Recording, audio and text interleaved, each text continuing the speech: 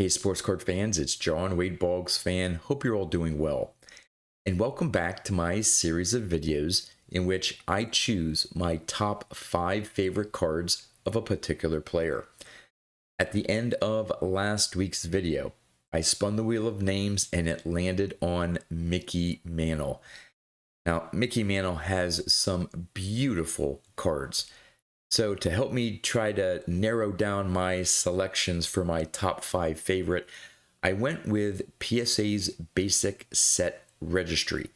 Now that checklist includes cards starting with his 1951 Bowman rookie card and going all the way to his 1969 Topps card.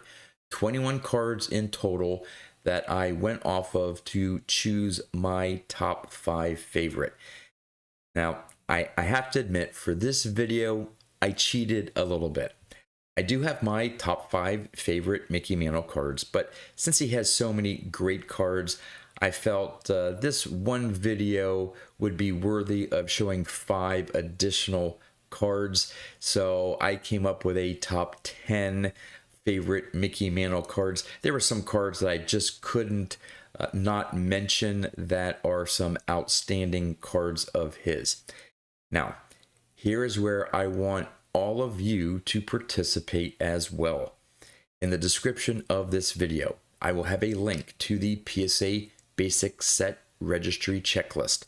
So, from those 21 cards in that checklist, I'd like you to tell me in the comments of this video, which are your top 5 favorite Mickey Mantle cards. Now, outside of those 21 cards, he has some other outstanding cards that are not in that basic registry set. So if there are some Mickey Mantle cards not of those 21 in the checklist that you want to mention that are some of your favorite, please mention them as well. And I'll make sure to compile all those results as honorable mentions in next week's video. Now, before I get to my top 10 Mickey Mantle cards, last week's player was Joe Morgan. So I'm going to start off by compiling the results of all of your comments from last week's video as to which were your top 5 favorite Joe Morgan cards. Then I'll get into my 10 favorite Mickey Mantle cards. I'll show off the Mickey Mantle cards that I have in my collection, and we'll finish things off by spinning the wheel of names again to see which player will be featured in next week's video. So let's get right to it. Joe Morgan was the featured player in last week's video, and there were 12 of you who commented in that video letting me know which were your top 5 favorite Joe Morgan cards. So here were the top 5 selected cards from all of you. At number 1 was his 1966 Topps card. 9 of you selected that card. In second place, 7 of you selected his 1971 Topps card. 6 of you selected his 1975 Topps card.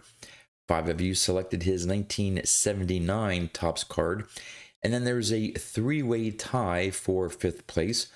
4 of you selected his 1965 rookie card, his 1974 Topps card, and finally his 1978 Topps card. Now, there were quite a few Joe Morgan cards that didn't receive any votes. His 68, 69, 76, 82, 83, 84, and 85 Topps cards did not get any votes. As for honorable mentions, there weren't any beyond his basic Topps run. So I'm sure that's not going to be the case for this week for Mickey Mantle. I anticipate a lot of honorable mentions outside of the PSA Basic Set Registry. Now, as of those top 5 voted on cards, here's how they ranked from all of you. At number 5 was his 1978 Topps card. I did not have that in my top 5. At number 4 was his 1971 Topps card, which I didn't have in my top 5 either. At number 3 was his 74 Topps card, which I had as my favorite Joe Morgan card. At number 2 was his 1965 Topps rookie card, which I did not have in my top 5. And at number 1, the majority of you selected his 1966 Topps card as your favorite Joe Morgan card, and I had his 66 Topps card as my 4th favorite Joe Morgan card. Now, I actually like when my top 5 differs from your consensus top 5. It just goes to show that all of us have different tastes within the hobby. Some of you choose cards that have sentimental value, importance to you for a particular player. Some of you just have a different eye in terms of which cards appeal to you more than others. And so, like I said, I actually like to see a difference of opinion, so to speak, from my top 5 to what all of you select as your top 5. All right, getting into Mickey Mantle, and a reminder again, when you post in the comment and let me know which are your top 5 favorite Mickey Mantle cards, if you could rank them 1 through 5, it'll help me compile the results and know which order that you are ranking the Mickey Mantle cards. And again, we're working off of 21 cards from his 1951 Bowman rookie card to his 1969 Topps card. So his basic Bowman and Topps cards. So we're getting into the top 10 in this particular video. I don't see myself doing another top 10. I'm going to try to stick to top 5. And I would venture to say that my top 5 is probably going to differ from the majority of you. There's one card in particular that I do not have in my top 5 that I have a feeling a lot of you are going to include in your top 5, and I'll explain that when I get to that card. So let's start off with number 10. I decided to go with his 1959 Topps card. Now, in general, I like the 59 Topps set. Some of the cards that have the yellow background just maybe appear to be a little bit muted, I guess that's the term. A little bit light because of the yellow and the white border. Hank Aaron comes to mind, but with this Mickey Mantle card with that red background, the image of Mickey Mantle there with the batting cages, Yankee Stadium in the background, I think it's a collector favorite, his 59 Topps card, and so I put that at my number 10 favorite Mickey Mantle card. At number 8, or number 9, I should say, I chose his 1965 Topps card. Now, this is a later card in Mantle's career. His speed was diminished. He was dealing with injuries. But this image here looks like it may have been a spring training photo. You could just tell that Mantle still had a presence at the plate. Great image there. Sort of a pinkish red border with the yellow Yankees banner. Just to me, a great looking card. At number 8, I went with his 1961 Topps card. Now, I've seen some examples, depending on how bold the ink is and the print, some of the cards that are a little bit faded almost look like his cheeks have a bit of a pink to him. Now, this particular example here doesn't show it that much, but in general, I think that's a great portrait image of Mickey Mantle. And then down at the bottom, you have the multicolor bottom border with the red and the yellow. Just to me, makes for a great looking card. And of course, 1961 was the year that he was battling with Roger Maris to attempt to break Babe Ruth's home run record, which Roger Maris ultimately did. At number 7, I went with his 1958 Topps card. I just love the 58 Topps set and that solid colored background. And for Mickey Mantle in particular, that yellowish orange background, and that close-up portrait image of Mickey Mantle, the Yankees hat, the pinstripe uniform, that blue border at the bottom. Just, I don't know, everything about this card I just absolutely love. Unfortunately, if I were to be able to afford a 58 Topps Mantle, it would have to be a lower grade. And usually you get a lot of snowing in that background. So hopefully one day I'll be able to pick up a decent looking copy where it has a nice, solid, like I said, yellowish orange border or background to that. But I just love his 58 Topps card. All right. For number 6, one spot out of my top 5, the card that I selected is I think a hobby favorite of Mickey Mantle, and one that I anticipate on being in many of your top 5.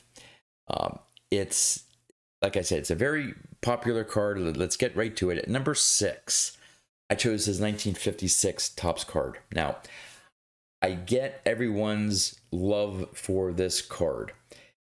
On the left-hand side, sort of in the background, you have him leaping over the outfield wall there to make a catch, and you have that great portrait there of Mickey Mantle in the front with him smiling.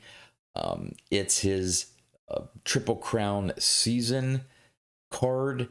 There's so many things going about this card. I understand the popularity of it. The only thing that is a detraction for me, and I know it's very petty or whatever, but to me, yes, he has that great smile.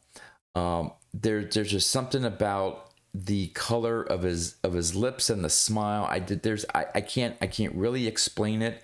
It is a great looking card, no doubt about it. And I'm sure I'm going to get some flack from some of you in the comments. I think it's a great looking card, but I have 5 others that personally I like better than his 56 Topps card. This is another reason why I extended this one here for Mickey Mantle to my top 10, because I did want to give the 1956 Topps card its due recognition as a great Mickey Mantle card. But there are 5 other cards that I have chosen for me that I personally like better than the 56 Topps card. So let's get into my top 5. At number 5, and again, this may surprise a lot of you as well, I chose his 52 Topps card. Now, many of you may rank his 52 Topps card higher in your top 5. I imagine that this card is going to be in the majority of people's top 5 favorite. It's an iconic card in the hobby. I think if you just ask the average collector, tell me the first Mickey Mantle card that pops in your head, it's probably the 52 Topps card. Iconic card, iconic image, the value of the 52 Topps card just has everything going for it. And, you can close your eyes and you'd say 52 Topps card and you can picture the card. But for me, I think it may be a little overhyped. It's a great image, don't get me wrong. But as you see my other top 4, or my remaining top 4, I'll explain why I like them maybe a little bit better than than his 52 Topps card, but still a great looking card of Mickey Mantle. All right, at number 4, I chose his 54 Bowman card. Now, this smile of Mickey Mantle, just him sort of relaxed, sort of in front of the camera there. I can't quite tell what's in the background. It's sort of, out of focus, and I can't quite tell what it is, but you got the clouds in the background, his facsimile signature or autograph down at the bottom there. I guess maybe, I'm not sure if this was the home or maybe the away uniform back in 1954. And just his smile here for me, I like a lot better than his 56 Topps card. It's just like a more relaxed smile of his, and to me, it's just a gorgeous looking card. At number 3, I went with his 1953 Topps card. This I do like better than his 52 Topps card. Something about the image here, just him looking over his left shoulder, just the image itself, I just think is a great image, an artist renditioning of an image or a photograph. You got the bold red banner down at the bottom, the old Yankees logo, but the red down at the bottom with Mickey Mantle in white, Yankees in yellow. Just I absolutely love this card, so I listed his 1953 Topps as my 3rd favorite Mickey Mantle card. All right, we're down to the last 2. At number 2, I went with his 1952 Bowman card. Now this was tough. I could have put this one at my number 1 spot, but I put it at number 2. For me, I don't know what it is. It's hard to explain. I just love this image of Mickey Mantle. His arms crossed. I don't know if he's maybe kneeling in the dugout. I think that's a background image of the dugout or some stairs. I'm not quite sure. Let me know in the comments if you know what is in the background there. But just him looking off to the side, again, arms crossed. You know, he could be sitting down or kneeling or something. And there's something about that image of Mickey Mantle on his 52 Bowman card, and the artistry, of course, in 1952 Bowman set is just outstanding. So this is the card I chose as my 2nd favorite. So which card did I choose as my ultimate favorite Mickey Mantle card? That would be none other than his 1953 Bowman color card. This is the first card to feature an actual photograph of Mickey Mantle. Topps didn't get to using actual photographs in their cards until 1957. So this is 4 years earlier, a younger Mickey Mantle. You have, I believe, Yankee Stadium in the background, and just that image there of Mantle, his head tilted to the side a little bit with that follow-through swing. The imagery for 1953 Bowman, the entire set is outstanding, and this is a great example of that set. And so I chose his 1953 Bowman card as my favorite Mickey Mantle card. All right, let's get to showing off some of the Mickey Mantle cards that I have in my collection. Okay, I don't have a lot of Mickey Mantle cards in my collection. I do have a couple really nice ones, but hopefully someday I'll be able to build upon my Mickey Mantle collection. Of course, other than maybe some key rookie cards in the set, the Mantle card is often the most expensive, so it's going to take some time for me to be able to afford some more Mickey Mantle cards in my collection. I may start off with some of the later cards in his playing career and then work my way back, but we'll see how it goes. So I'm going to start off doing this chronologically. I'm going to show off some of my graded cards first, and then I have some ungraded cards in my collection that I'll show off as well. So we'll start off with my copy of his 52 Bowman card. I picked most of these cards up, I believe, from my local card shop over several years, and just loved this copy here when I saw the centering. It's crease free. There is, I believe, yeah, there's a little bit of wax staining on the back, but that doesn't bother me at all. Overall, it's pretty clear. So yeah, just really love this 52 Bowman. And so I have his 2nd year Bowman card, and I have his 2nd year Topps card. Here's my 1953 Topps card. If there's anything that sort of I'm not super happy with, it's a little faded. The red's a little faded down at the bottom, but still, I don't regret picking this card up from my LCS.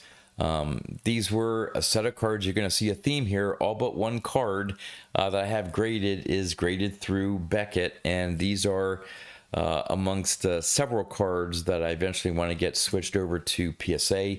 Again, don't really care what the ultimate grade is on some of these. I like the cards. I don't necessarily need to upgrade. Could I find a better centered 83 Topps or 53 Topps card? Probably, but I don't want to have to go through the hassle of, grading this PSA, then selling it, then getting a different copy. I'm quite happy with this copy. Again, it's a great looking card. All right, moving on. This is a national purchase a couple years ago. Same year I picked up the Ted Williams. It's his 54 Bowman card.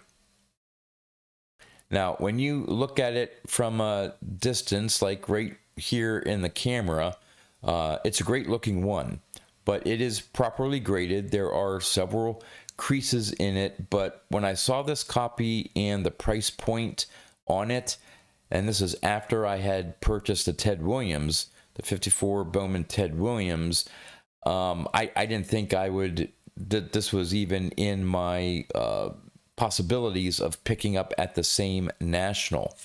You may be able to see some of the creasing better on the back. Several of them go through the majority of the card, but all in all, for a PSA 1 and the price I was able to pick this up for, I'm quite happy with it. I didn't need a 2 or a 3. I would have had to pay 3-4 times what I had to pay for this to get one that maybe didn't have any creases or very few creases. So all in all, I'm just happy. This is one of those cases where I'm happy to own the card. I think it's a gorgeous card. And for me, I can put up with the creases because unless you look at it really close or certain angles, you probably can't tell all the creases on the front. So again, great looking copy in my collection. All right, jumping ahead several years, the next Mantle card is his 58 All-Star. Just love the red background and the stars, the yellow at the bottom. Just a great Mickey Mantle card. And there is the back. Well centered. Maybe some corner issues, but mid-grade, which is fine with me.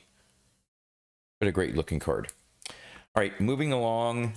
This was probably my biggest success of purchase from my LCS of all the different Mantle cards in terms of what it graded. I don't know if it's going to convert to the same grade when I cross it over to PSA, but it doesn't matter.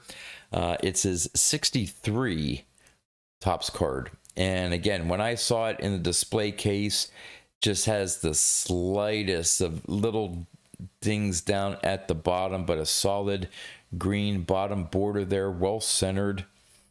Got a 7.5 from Beckett. So very pleased with that. Again, hey, if it doesn't convert to even a PSA 7, if it's lower, I don't care. Just love the look of this card. No print marks within the blue there or the green. Just overall a sharp looking card. And there's the back, fairly well centered. Not perfect, but nice and clean. So there's my 63 Topps card. Then this is another LCS purchase from 65, the World Series, Mantle's Clutch Home Run. This one got a BVG 8. Again, I don't care what it would convert over to, but that's a sharp looking card. And there is the back.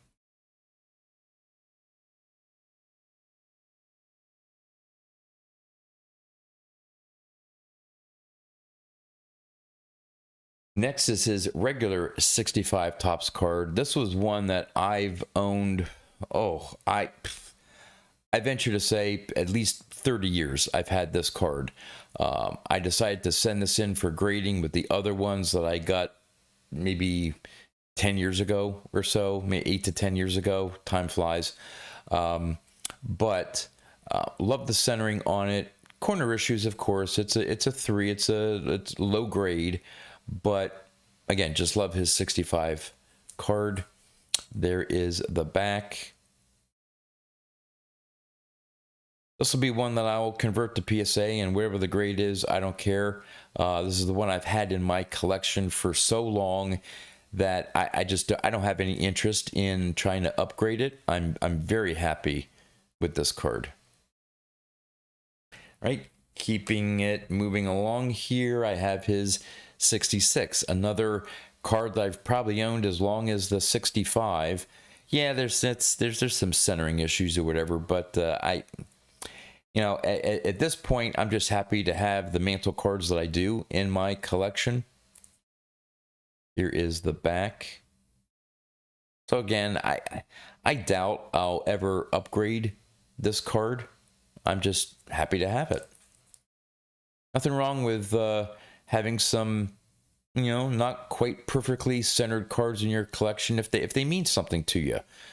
If I'm going out and buying new cards now, I want to have them well centered, but I'm not necessarily going to get rid of this card that I've had in my collection for so long just because it may be 70-30 on the front.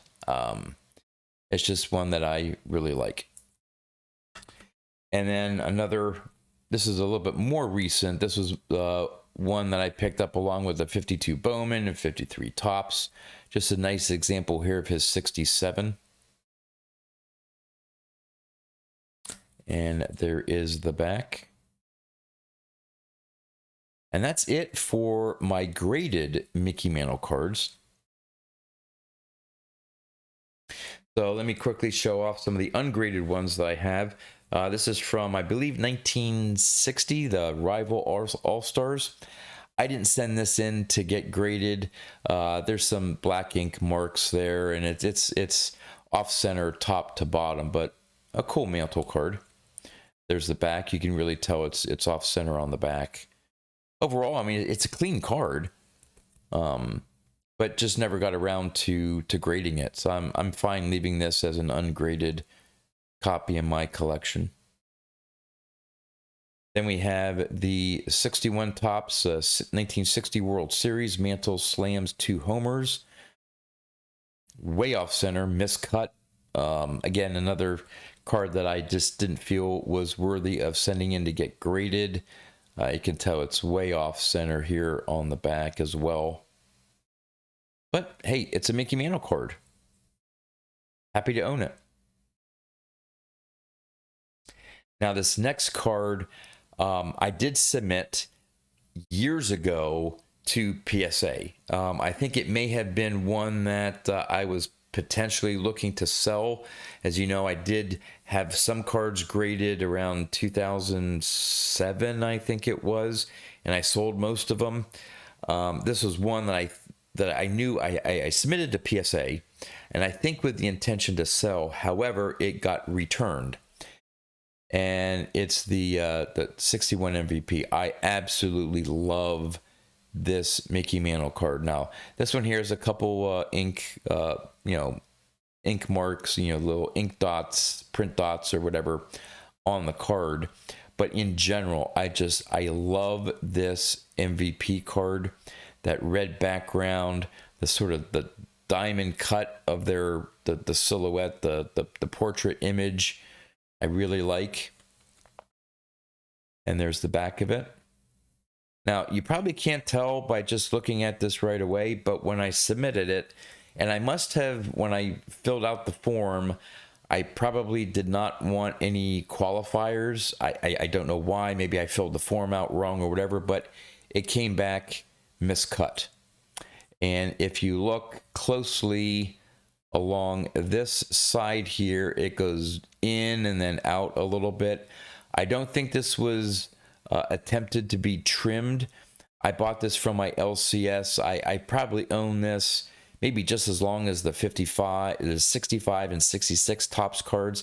I've had this in my collection well over 30 years, probably even maybe 35 years. And I trust the owner of my LCS that he would not have purposely tried to trim the card. He probably bought it as part of a collection or something, so who knows? But it may have just come that way.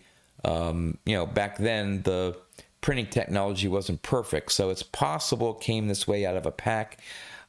I don't know if it makes sense to send it in knowing that it could be labeled miscut. In today's standards, they may deem it as authentic. They may think that it's been altered somehow. So I think I'm just going to keep this in my collection in ungraded state and just enjoy it for the beautiful card that it is, and look to pick up a graded copy at some point. Then this is from the 1963 Topps set, the 62 American League batting leaders. I think this was included in a small lot of 63 Topps cards that I bought from my LCS. This was, of course, the featured card in the lot, but you can tell it's off center. The bottom, there's some creasing, there's some ink marks or something on the front. It's a really low graded card, but hey, again, it's a Mickey Mantle card. Unfortunately, no other Hall of Famers on this particular card, but it's the American League batting leaders from 1962. And finally, the card that probably has the most sentimental value to me of probably any vintage card, let alone any Mickey Mantle card, and it's my 1964 Topps severely miscut card. This is the card that I traded, I think some maybe Phillies cards, some football cards to a neighbor friend of mine when we were kids, and he had a bunch of 64 Topps cards, and this was one of them. And so when I was probably 9-10 years old, I owned a Mickey Mantle card. And again, wasn't a big fan, and I didn't root for the Yankees, but of course I knew what Mickey Mantle meant in the hobby. I knew it wasn't in good condition, so it wasn't worth a lot, but the fact that at that young age I owned a Mickey Mantle card was just something very special. And you can see even on the back, it's severely miscut. But I don't care. Eventually I'm going to get a graded copy for my collection, but just this one just has so much sentimental value to me. This one's never leaving my collection. So those are my Mickey Mantle cards. So let's get to the Wheel of Names and see which player is going to be selected for next week's video.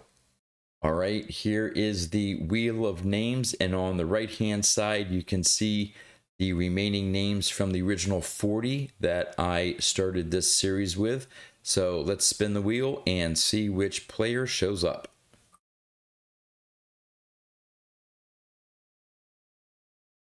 So next week's video is going to be on Thurman Munson. Now, Thurman Munson has some great cards. Of course, he only has 10 basic Topps cards in his run, so it'll probably be fairly easy for me to pick my top 5. I only have to narrow it down by half, but it still should be a fun video. And again, your final reminder, let me know in the comments which are your top 5 favorite Mickey Mantle cards from his 21 card PSA basic set registry checklist. And with that, that's all I have for you. So until next time, thanks for watching.